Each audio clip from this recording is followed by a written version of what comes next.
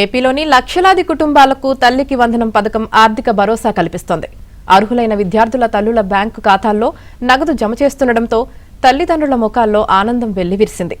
పిల్లల చదువు కోసం అప్పులు చేయాల్సిన పరిస్థితి నుంచి ఉపశమనం లభించినట్లయింది.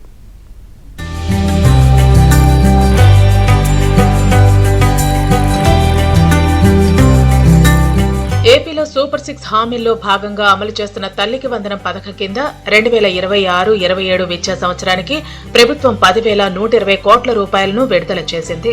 రాష్ట్ర వ్యాప్తంగా 67,47,190 మంది విద్యార్థులకు ఈ పథకం ద్వారా లబ్ధి చేకూరనుంది. క్షేత్రస్థాయి పరిశీలన పూర్తయిన వారి ఖాతాల్లో తొలి విడతగా నిధులు జమ చేయనున్నారు. పథకం డబ్బులు రావడంతో మచిలీపట్నంలో శబానా అనే తల్లి హర్షం వ్యక్తం చేసింది. జగన్ గవర్నమెంట్ ఉన్నప్పుడు ఒక్కరికి వచ్చింది, ఇప్పుడు మా 5 పిల్లలకి వస్తున్నాయి డబ్బులు.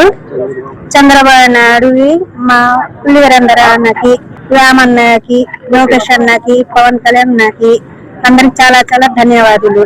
ప్రభుత్వ, ఎయిడెడ్, ప్రైవేటు గుర్తింపు పొందిన పాఠశాలలు, జూనియర్ కళాశాలల్లో 1వ తరగతి నుంచి ఇంటర్మీడియట్ వరకు చదువుతున్న అర్హులైన విద్యార్థులకు ఈ పథకం వర్తిస్తుంది. ఇప్పటికే అర్హత నిర్ధారణ పూర్తయిన వారి ఖాతాల్లో నిధులు జమ ప్రారంభమైంది. ఈ నెల 24వ తేదీ వరకు విడతల వారీగా డైరెక్ట్ బెనిఫిట్ ట్రాన్స్ఫర్ విధానంలో నిధులు జమ చేయనున్నారు.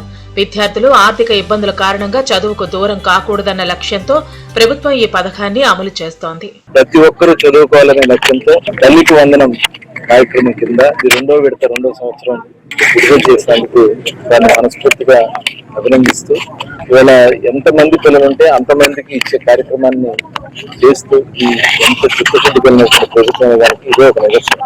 లబ్ధిదారులు తమ అర్హత, నిధుల వివరాలను ప్రభుత్వం అందుబాటులో ఉంచిన అధికారిక పోర్టల్లో ఆధార్, ఓటీపీ ద్వారా తెలుసుకోవచ్చని అధికారులు తెలిపారు.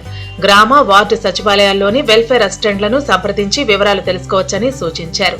ఇదే సమయంలో తల్లికి వందనం పేరుతో నకిలీ లింకులు పంపే సైబర్ మోసగాళ్ల పట్ల కూడా అప్రమత్తంగా ఉండాలని పోలీసులు హెచ్చరిస్తున్నారు.